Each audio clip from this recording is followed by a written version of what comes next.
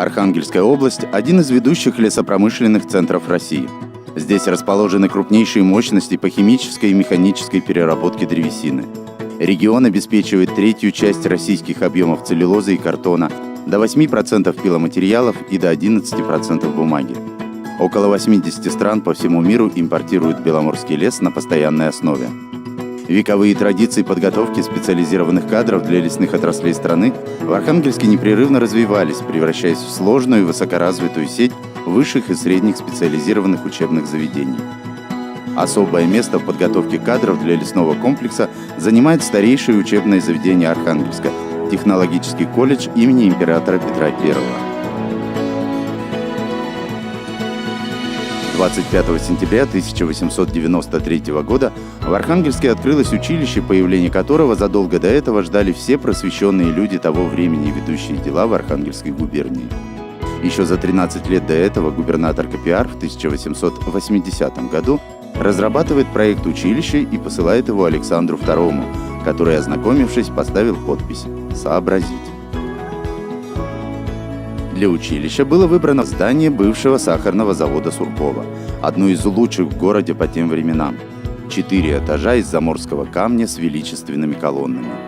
В Европе были закуплены новые станки, в Санкт-Петербурге заказаны книги, а у лучших местных мастеров мебель.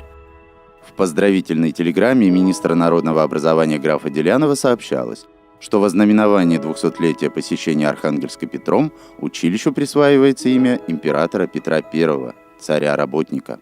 Появилась возможность подготовки специалистов технического профиля для потребностей Севера. Потребности были самые разнообразные.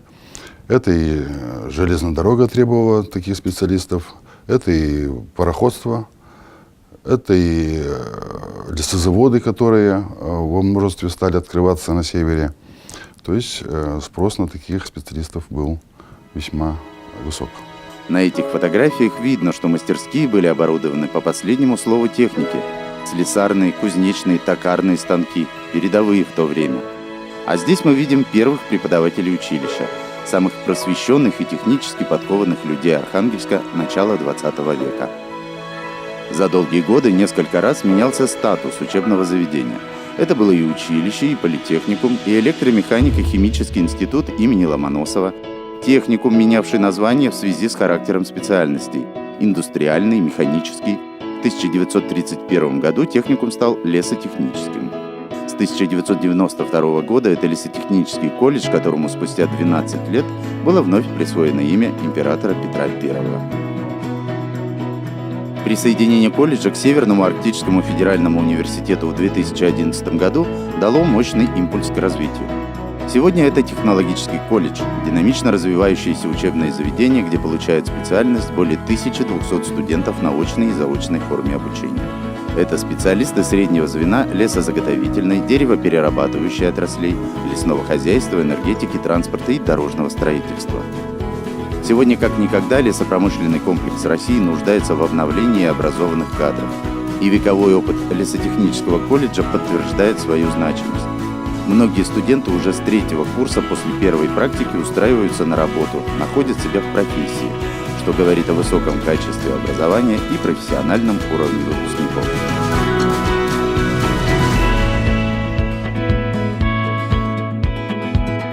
Не менее славную историю в подготовке специалистов для лесной отрасли имеет лесной журнал, старейшее природоведческое и лесотехническое научное периодическое издание, история которого восходит к 1833 году.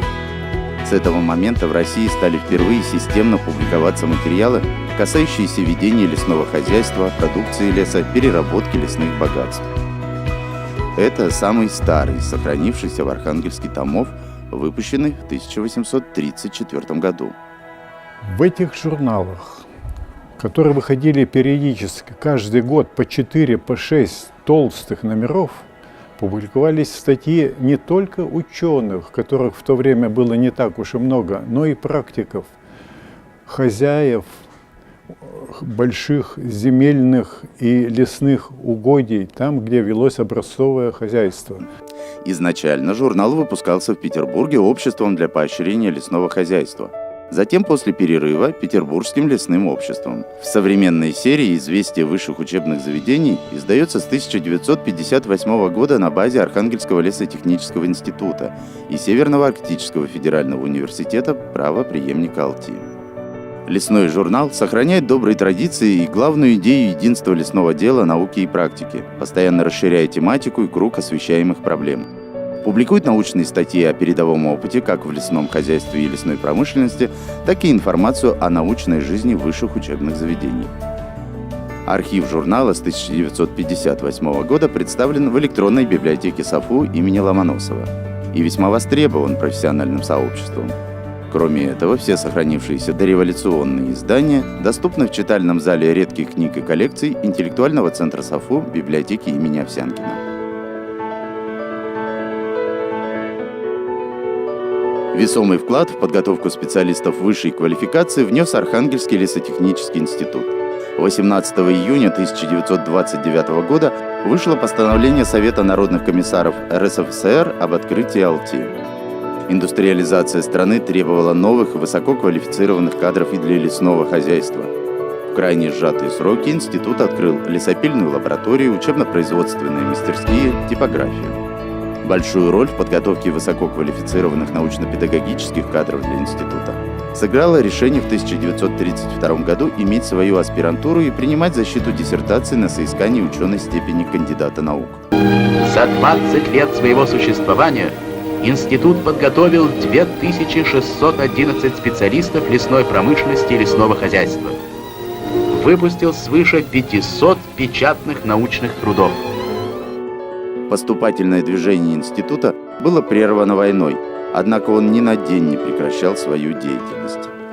В годы войны студенты и преподаватели вуза, оставшиеся в тылу, перечисляли деньги в фонд обороны страны и на постройку танковой колонны и эскадрильи боевых самолетов. В 1941 году при институте был организован специальный факультет, который выпустил 43 инженера по самолетостроению.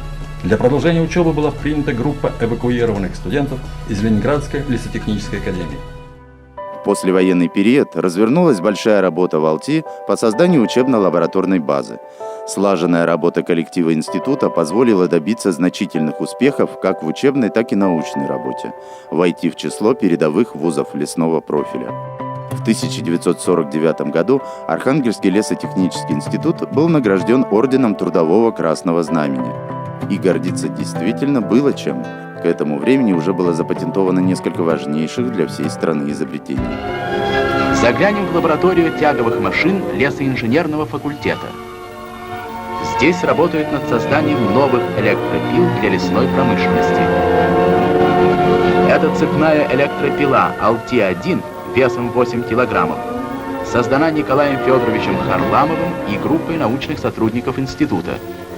Механику Харламову и доценту Вороницыну за разработку и внедрение в производство новых типов электропил присвоено высокое звание лауреатов Сталинской премии. Новые пилы с успехом используются на заготовках леса. Все изобретения, многочисленные награды и патенты, полученные сотрудниками Алти на протяжении десятилетий, бережно хранятся в музее Северного Арктического федерального университета. К примеру, Роберт Смирнов разработал систему для транспортировки круглого леса. Так вот сцеплялось это и транспортировалось. А вот это изобретение, пакет пиломатериалов для железнодорожного вагона. Соответственно, этот метод был разработан также сотрудником лесотехнического института Ивановым, и он был внедрен в целом во всесоюзном масштабе. То есть это помогало логистике, да, и экспортной, и внутренней логистике делать это эффективно, максимально удобно. Помимо лесозаготовки, в ВУЗе велась научная работа и по направлениям химии древесины, производства лигнинов, развития целлюлозо-бумажного производства и многим другим. Постепенно Алти превратился в крупнейший вуз на Европейском севере. При этом немалую роль в подготовке кадров играло решение вопросов лесовосстановления. В 1934 году на базе лесотехнического института был создан дендрарий, который сегодня носит имя создателя – дендрологический сад имени Стратановича. Здесь студенты проходят учебную практику, выполняют научно-исследовательские работы. Учили специалистов лесного хозяйства, а так как молодых специалистов нужно было максимально научить, чтобы они уже пришли руководителями на производство, была такая задача поставлена, чтобы им можно было показать в натуре, уже как бы в природе, как выглядят деревья, кустарники, которые растут не только у нас на севере, да, в принципе, у нас в коллекции более 200 видов, и они все инорайонные. Это деревья и кустарники со средней полосы, с Дальнего Востока, даже южная часть у нас небольшой есть.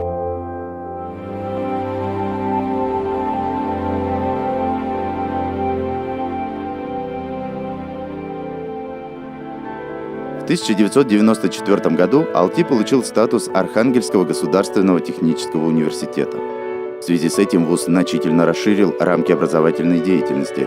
Расширилась и качественно улучшилась материальная база, возрос научный потенциал. Число специальностей подготовки инженерных кадров возросло в 3 раза. Стали укрепляться международные связи с вузами и научными центрами Германии, Польши, Норвегии, Финляндии, Швеции и других стран. В 2010-м вуз вошел в состав Северного Арктического федерального университета. Сегодня его правопреемник – Высшая инженерная школа САФО.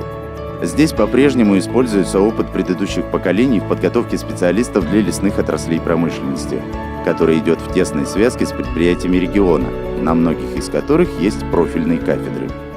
10 лет кафедре, которая в 2007 году была создана здесь, на ЦБК. С 2013 года она уже носит статус базовой кафедры целлюлозно-бумажного производства. Огромное количество специалистов молодых прошли через эту кафедру.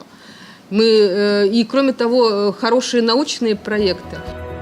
Объединяя многолетнюю историю и опыт предшествующих поколений, Северный Арктический федеральный университет с его образовательной, научно-исследовательской и инновационной деятельностью является главной кузницей кадров для ведущих предприятий лесопромышленного комплекса региона и России в целом.